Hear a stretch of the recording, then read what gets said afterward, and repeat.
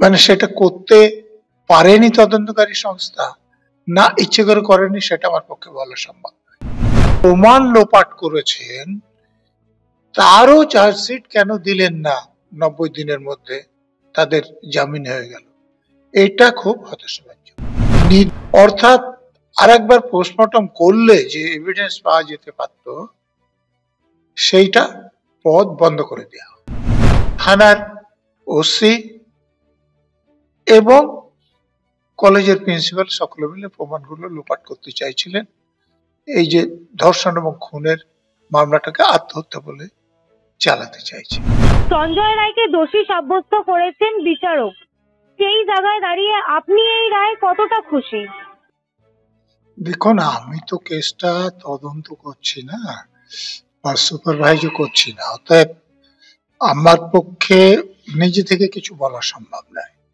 বিভিন্ন গণমাধ্যমে যেটা বেরিয়েছে সেটাতে এইটুকু জানা গিয়েছে যে ভিকটিম লেডি ডাক্তারের প্রাইভেট পার্টস থেকে যে ভ্যাজাইনাল সোয়াব কালেক্ট করা হয়েছিল তাতে সঞ্জয় রায়ের সিমেনের প্রমাণ মিলেছে। তো এটা প্রমাণ করে যে মৃত্যুর আগে হোক মৃত্যুর পরে হোক সেই ভিকটিমের সঙ্গে সঞ্জয় রায়ের শারীরিক সম্পর্ক হয়েছে।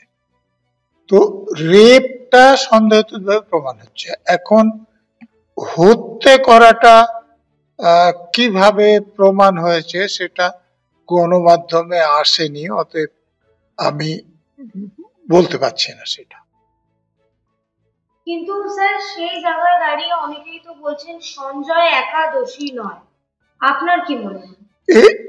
এটা খুবই স্বাভাবিক, কারণ আমাদের যে লেডি ডাক্তার তিনি কর্তব্যরত ছিলেন রাজ্যের রাজধানীর একটা সরকারি মেডিকেল কলেজ হাসপাতালে।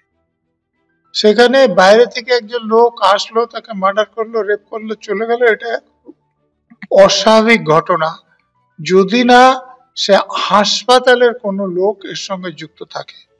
কারণ হাসপাতালটা তো খালি থাকে না, সেখানে ডাক্তারবাবুরা থাকেন, সেখানে নার্সরা থাকেন, সেখানে মেডিকেল টেকনোলজিস্টের মতো অন্যান্য স্বাস্থ্যকর্মীরা থাকেন, পেশেন্টরা থাকেন। অতএব সেখানে যে কেউ চলে যাবে বা অপরাধ করে চলে আসবে, কারো নজরে পড়বে না, এটা খুব স্বাভাবিক ঘটনা নয়।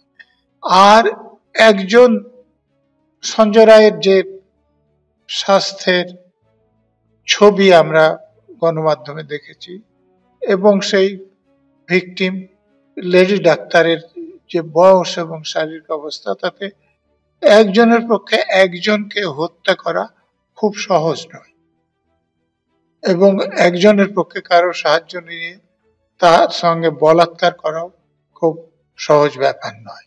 অতএব এটা খুব সম্ভব যে সঞ্জয় রায় অপরাধী, কিন্তু একমাত্র অপরাধী নয়, অন্যান্য অপরাধীরা এখনো সামনে আসেনি। গণমাধ্যমে যেটা দেখিয়েছে যে সেখানে কোনো অন্য পুরুষেরও ডিএনএর অস্তিত্ব দেখতে পাচ্ছেন, সেখানে অন্য মহিলারও। তো সেটা তাকে দোষী সাব্যস্ত করতে হলে তাকে ধরে তার স্যাম্পল জোগাড় করে এই ডিএনএর সঙ্গে ফিঙ্গারপ্রিন্টিং যখন ম্যাচ করে, তখন সেই পুরুষকে অপরাধী বলা যাবে বা তখন সেই মহিলাকে অপরাধী বলা যাবে। সেটা এখনো করা হয়নি, মানে সেটা করতে পারেনি তদন্তকারী সংস্থা, না ইচ্ছে করে করেনি, সেটা আমার পক্ষে বলা সম্ভব নয়। তাহলে স্যার সেই জায়গায় দাঁড়িয়ে 14 তারিখ রাতে আরজিকর ভাঙচুর হলো, এত তথ্য লোপাট হলো, সেই বিষয়ে কোনো চার্জশিট তো সিবিআই এখনো দিল না, সিবিআই তদন্ত নিয়ে কি বলবেন? সেটা তো আশ্চর্যের বিষয়, হতাশারও। কারণ সঞ্জয় রায়ের বিরুদ্ধে প্রমাণ পাওয়া গিয়েছিল, সিবিআই চার্জশিট দাখিল করেছে, কিন্তু সেখানে তো বলেছে যে এটাই সবকিছু নয়, এরপরে যে আরো চার্জশিট দেওয়া হবে। কিন্তু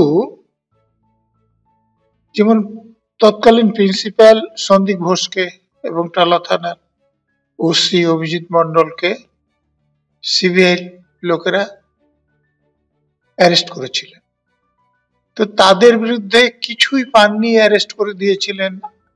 আমার তো মনে হয় না যে সেটা হওয়া উচিত। যদি তাদের বিরুদ্ধে পেয়েছেন, প্রমাণ আছে, তাহলে ঠিক আছে, তারা খুন করেছেন বা রেপ করেছেন সে প্রমাণ না থাকতে পারে, কিন্তু প্রমাণ লোপাট করেছেন, তারও চার্জশিট কেন দিলেন না 90 দিনের মধ্যে তাদের জামিন হয়ে গেল? এটা খুব হতাশাব্যঞ্জক। তিনি দোষী প্রমাণিত হচ্ছেন সেটা ঠিক আছে, কিন্তু অন্য দোষীদের সামনে আনা হচ্ছে না বা বিচারের জন্য কোর্টে পাঠানো হচ্ছে না, এইটা আপত্তিজনক। এটা হওয়া উচিত। সঞ্জয় রায় আগের দিনও কোর্টে বললেন আমি নির্দোষ। কি বলবেন আপনি সে বিষয়ে? আপনার কি মনে হয়? দেখুন, যারা তদন্ত করছেন, ঘটনার দিনে সিসি ক্যামেরায় তার ছবি যারা বিশ্লেষণ করেছেন, সেটা দেখে বলা যাবে যে তিনি সত্যিই ঘটনার সময় রুদ্রাক্ষের মালা পরে ছিলেন কিনা, এবং পরে থাকলে সেই মালাটাই এখনো পরে আছেন কিনা, তিনি তখন মালা পরেননি এখন পরেছেন এরকম কিনা, বা তখন যেটা পরেছিলেন এখন যেটা পরেছেন সেটা আলাদা কিনা, তারপরেই সে ব্যাপারে মন্তব্য করা যাবে। এটার কোনোটার কিছু আমার জানা নেই, অথবা আমার পক্ষে মন্তব্য করা সম্ভব নয়। আরজি করের ইস্যু, তিলোত্তমার এই এত ঘটনা সমাজের উপর কি প্রভাব ফেললো বলে মনে হচ্ছে আপনার? তো সমাজের উপর তো প্রভাব ফেলবে। দেখুন, তার বাবা মার প্রথম যে খবর ছিল, হাসপাতাল কর্তৃপক্ষ জানিয়েছিল যে আত্মহত্যা করেছে। তো ডেড বডিটা যেভাবে ছিল সেটা দেখে আত্মহত্যা ভাবার তো কোনো কারণ ছিল না। অতএব হাসপাতালের প্রিন্সিপাল, এমএসভিপি বা অন্য যারা কর্তৃপক্ষ ছিলেন, তারা এই যে ধামাচাপা দিতে চাইছে, এটা দেখে তো সমাজের লোকরা এইসব লোকদের সম্পর্কে যে ধারণা করবেন সেটা খুব ভালো নয়।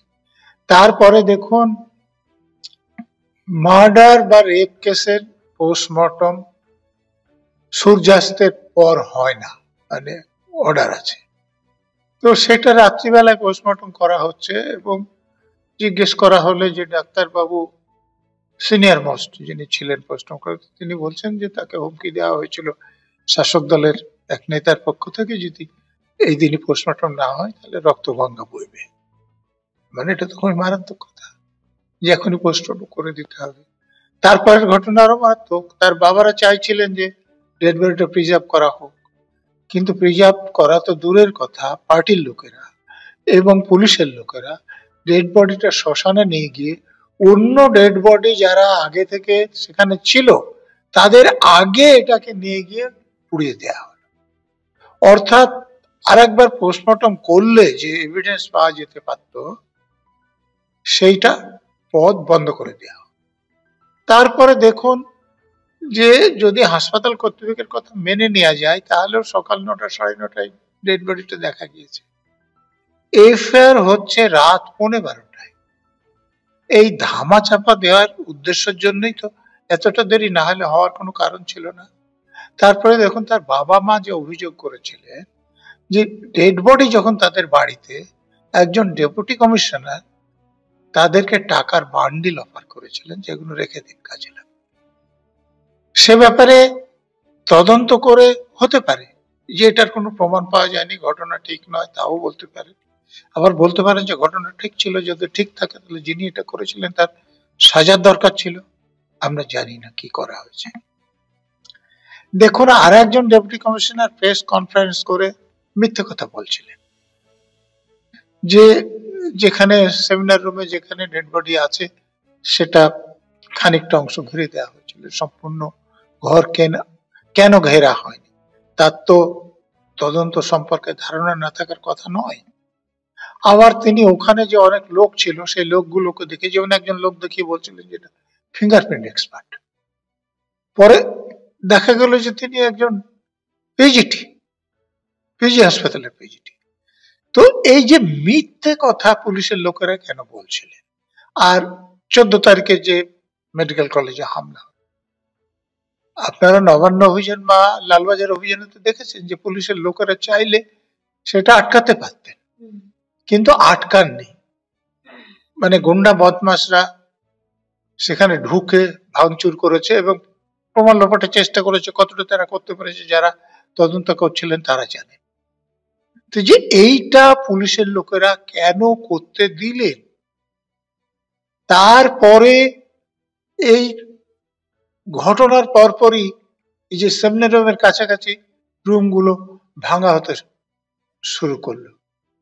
কেন? কিসের এত দরকার ছিল? আমাদের সরকারি কাজ তো বললে অনেক দিনের পরেও শুরু হয় না, আর বললেন আর ভাঙা শুরু হয়ে গেল।